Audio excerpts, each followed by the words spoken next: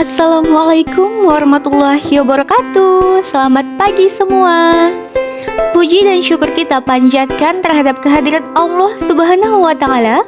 Atas berkah rahmat dan karunia-Nya kita masih diberikan kesempatan untuk melaksanakan perkuliahan kita pada pagi hari ini. Yang saya hormati Bapak dosen pengampu dari mata kuliah Geometri dan Pengukuran, yaitu Bapak Dr. Andus Detin Regan MPD, dan juga teman-teman semua yang saya sayangi. Pada materi kali ini kita akan membahas mengenai bangun ruang sisi lengkung. Materi ini akan dibahas oleh kelompok 6, yaitu dengan moderator saya sendiri Fadila Ramadhani. Kemudian ada pemateri pertama Agnesia Merantika Saragi, ada pemateri kedua Safwana Nuha, pemateri ketiga Nurul Fadila, pemateri keempat Ebenezer Gultom, pemateri kelima ada Fadila Putri Apni, dan pemateri terakhir yaitu ada Kak Sofi Fadila Hendiani. Baik teman-teman, kita akan memulai penjelasan materinya. Yang pertama, apa sih itu bangun ruang sisi lengkung? Bangun ruang sisi lengkung merupakan bangun ruang yang memiliki sisi lengkung. Sisi lengkung adalah sisi yang membentuk lengkung kurva. Bangun ruang sisi lengkung biasanya memiliki sebuah selimut ataupun permukaan bidang, yaitu tabung, kerucut, dan bola.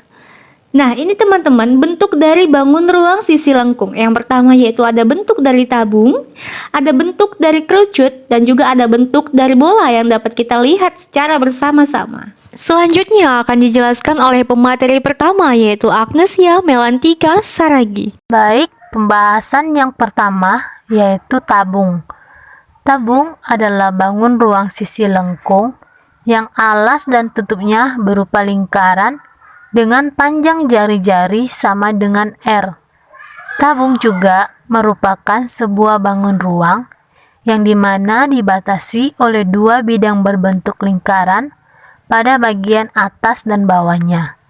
Kedua lingkaran ini memiliki ukurannya sama besar serta kongruen. Keduanya saling berhadapan sejajar dan dihubungkan oleh garis lurus. Jadi, T sama dengan tinggi tabung dan R sama dengan jari-jari. Selanjutnya di sini ada sifat-sifat tabung. Sifat-sifat tabung ada 8. Yang pertama, tabung memiliki 3 buah sisi, 1 persegi panjang dan 2 lingkaran. Yang kedua, tidak memiliki rusuk dan tidak memiliki sudut. Yang ketiga, tidak memiliki bidang diagonal. Keempat, tidak memiliki diagonal bidang. Kelima, tabung memiliki sisi alas serta sisi atas berhadapan yang kongruen.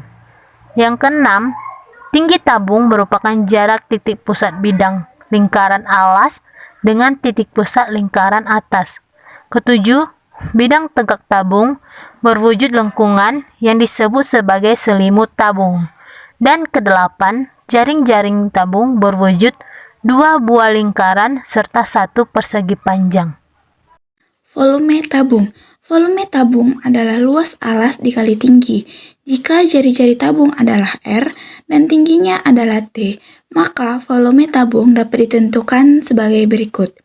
V sama dengan luas alas kali tinggi. V R kuadrat dikali T. Rumus-rumus yang berlaku untuk tabung yaitu volume tabung sama dengan luas alas kali tinggi. Volume tabung sama dengan V R kuadrat dikali T. Contoh soal yang pertama yaitu hitunglah volume tabung yang memiliki jari-jari alasnya 15 cm dan tingginya 40 cm dengan nilai V 3,14. Penyelesaiannya yaitu volume tabung sama dengan V R kuadrat dikali T sama dengan 3,14 dikali 15 kuadrat dikali 40 sama dengan 3,14 dikali 225 dikali 40 sama dengan 28.260 cm kubik. Jadi, volume tabung tersebut adalah 28.260 cm kubik. Kemudian, contoh soal yang kedua yaitu sebuah tabung diketahui jari-jarinya adalah 6 cm, tingginya 7 cm, dan V-nya sama dengan 22/7. Hitunglah volume tabung tersebut. Penyelesaiannya yaitu Volume tabung sama dengan V R kuadrat dikali T. V sama dengan 22/7 dikali 6 kuadrat dikali 7. V sama dengan 792 cm kubik. Jadi, volume tabung tersebut adalah 792 cm kubik. Kedua, kerucut. Kerucut adalah bangun ruang yang dibatasi oleh sebuah sisi alas berbentuk lingkaran dan sebuah sisi lengkung. Kerucut merupakan sebuah bangun ruang yang alasnya berbentuk lingkaran dan dibatasi oleh garis-garis pelukis yang mengelilinginya membentuk sebuah titik puncak. Unsur-unsur yang ada pada kerucut adalah T sama dengan tinggi kerucut, R sama dengan jari-jari alas kerucut, S sama dengan garis pelukis. Selanjutnya, sifat-sifat kerucut. 1. Kerucut memiliki dua sisi. Kedua, kerucut tidak memiliki rusuk. Ketiga, kerucut memiliki satu titik sudut. Keempat, jaring-jaring kerucut terdiri atas lingkaran serta segitiga. Kelima, tidak memiliki bidang diagonal. Keenam, tidak memiliki diagonal bidang. Selanjutnya, volume kerucut. Volume kerucut sama dengan sepertiga kali luas alas kali tinggi, sama dengan sepertiga kali pi kali r kuadrat kali t, sama dengan sepertiga kali r kuadrat kali tinggi. Selanjutnya, rumus-rumus yang berlaku untuk kerucut. Volume kerucut yaitu sepertiga kali volume tabung. Volume kerucut yaitu sepertiga kali luas alas kali tinggi. Volume kerucut sama dengan sepertiga kali V kali R kuadrat kali T. Nah, volume kerucut yaitu sepertiga kali V kali R kuadrat kali T. Volume kerucut. Kita telah mengetahui cara menentukan volume limas tegak, yaitu 1/3 kali luas alas kali tinggi. Jika kita amati dari rumus limas tersebut, kita bisa simpulkan bahwa volume limas bergantung pada bentuk alasnya, yaitu luas alas. Demikian pula dengan limas segi 4, limas segi 5, dan seterusnya. Jika kita perhatikan, kerucut bisa digolongkan ke dalam limas, di mana alasnya berbentuk lingkaran. Akibatnya, cara untuk menentukan volume kerucut sama dengan cara menentukan volume limas, yaitu volume sama dengan 1/3 kali luas alas kali tinggi, di mana alas adalah lingkaran dan luas lingkaran adalah VR kuadrat. Jadi, volume kerucut adalah 1/3 kali VR kuadrat kali T. Contoh soal 1. Diketahui, sebuah topi petani berbentuk kerucut, memiliki jari-jari sebesar 300 cm dan garis pelukis 500 cm. Maka, tentukanlah volume kerucut. Penyelesaian. Di sini, tinggi kerucut tidak diketahui, dan itu dapat diketahui dengan menggunakan rumus Pythagoras. T kuadrat sama dengan S kuadrat dikurang R kuadrat, di mana T adalah tinggi, S adalah garis pelukis, dan R adalah jari-jari.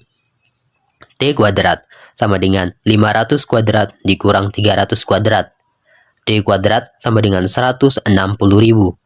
T sama dengan akar dari 160.000. T sama dengan 400 cm. Setelah tinggi diketahui, barulah kita mencari volume kerucut dengan rumus volume sama dengan 1/3 kali VR kuadrat kali T. Volume sama dengan 1/3 kali 3,14 kali 500 kuadrat kali 400. Volume sama dengan 104.666.666,667 cm pangkat 3. Contoh soal 2. Diketahui, sebuah kerucut berdiameter 12 cm dan tingginya 8 cm. Jika V sama dengan 3,14, hitunglah volume kerucut. Penyelesaian. Jika diameter 12 cm, maka jari-jari adalah setengah dari diameter, yaitu 6 cm. Berbeda dengan contoh soal 1, pada contoh soal 2 ini, tinggi sudah diketahui. Jadi, bisa langsung ke dalam rumus volume kerucut. Volume sama dengan 1/3 kali VR kuadrat kali tinggi. Volume sama dengan 1/3 kali 3,14 kali 6 kuadrat kali 8. Maka, hasil dari volume kerucut adalah 301,44 cm pangkat 3. Oke, selanjutnya pembahasan yang ketiga yaitu tentang bola. Bola adalah bangun ruang 3 dimensi yang dibentuk oleh suatu lingkaran berjari-jari sama panjang dan berpusat pada satu titik yang sama. Bola dapat dibentuk dari bangun setengah lingkaran yang diputar sejauh 360 derajat pada garis tengahnya. Bola merupakan sebuah bangun ruang yang memiliki titik pusat dan membentuk titik-titik dengan jari-jari yang sama yang saling berbatasan. Nah, R sama dengan jari-jari bola. Selanjutnya, adapun sifat-sifat pada bola. Yang pertama, memiliki satu sisi, yang kedua, memiliki satu titik pusat, yang ketiga, tidak memiliki titik sudut, dan yang keempat, memiliki jari-jari yang tak hingga dan semuanya sama panjang. Oke, selanjutnya yaitu tentang volume bola. Untuk menentukan nilai hampiran volume bola, lakukanlah aktivitas berikut dengan tujuan menentukan nilai hampiran bola. Yang pertama, sediakan corong bola plastik yang dilubangi dan model kerucut dari seng atau plastik dengan ukuran jari-jari dan tinggi kerucut sama dengan ukuran jari-jari bola, atau alat ini disediakan oleh sekolah sebagai alat peraga. Lalu yang kedua, isilah model kerucut dengan air sampai penuh. Kemudian, dengan menggunakan corong, tuangkan seluruh air dalam model kerucut itu ke dalam bola plastik. Lalu selanjutnya, lakukan langkah kedua beberapa kali sampai bola plastik penuh berisi air. Nah, selanjutnya, berapa kali kamu dapat mengisi bola plastik sehingga bola itu penuh berisi air? Nah, dari aktivitas ini, maka yang dapat kita simpulkan yaitu sebuah kerucut dengan ukuran jari-jari dan tingginya sama dengan ukuran jari-jari bola. Jika kerucut diisi air sampai penuh, kemudian seluruh air kerucut itu dituangkan ke dalam bola, maka akan didapat bahwa volume bola sama dengan 4 kali volume kerucut. Peragaan tersebut menggambarkan bahwa volume bola sama dengan 4 volume kerucut, sama dengan 4 dikali 1/3 dikali R pangkat 2T. Nah, ukuran tinggi kerucut sama dengan ukuran jari-jari bola, sehingga T sama dengan R. Dengan demikian, volume bola sama dengan 4 dikali 1/3 dikali R pangkat 2 dikali R sama dengan 4/3 dikali R pangkat 3. Nah, jadi rumus volume bola adalah V sama dengan 4/3 dikali R pangkat 3. Untuk soal yang pertama, yaitu sebuah bola dengan jari-jari sebesar 30 cm. Tentukanlah volume bola. Untuk penyelesaian sendiri, kita menggunakan rumus volume bola, yaitu V sama dengan 4/3 dikali Pi dikali jari-jari pangkat 3. Kemudian, kita langsung masukkan rumus tersebut, yaitu V sama dengan 4/3 dikali 3,14, yang dimana itu merupakan V yang kita gunakan, dikali 30, yang dimana itu merupakan jari-jari bola tersebut yang sudah kita ketahui sebelumnya, dikali 30 dikali 30 dipangkatkan menjadi 3. Kemudian hasilnya adalah 113,040 cm3. Jadi volume bola tersebut adalah 113,040 cm3. Untuk soal yang kedua, yaitu bila sebuah bola basket memiliki jari-jari sebesar 40 cm, maka coba tentukan volume dari bola basket tersebut. Untuk penyelesaiannya sendiri, sama seperti soal yang sebelumnya, yaitu kita menggunakan rumus volume bola, yaitu V sama dengan 4/3 dikali Pi dikali jari-jari pangkat 3. Kemudian, kita langsung masukkan saja rumus tersebut, yaitu V sama dengan 4/3 dikali 3,14 dikali 40 dikali 40 dikali 40. Maka hasilnya adalah 267,946 cm kubik. Jadi, volume dari bola basket tersebut adalah 267,946 cm kubik.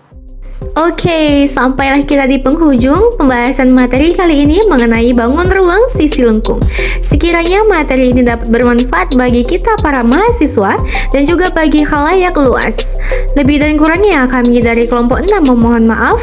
Saya tutup, wabillahi taufik wal hidayah. Wassalamualaikum warahmatullahi wabarakatuh. Selamat siang.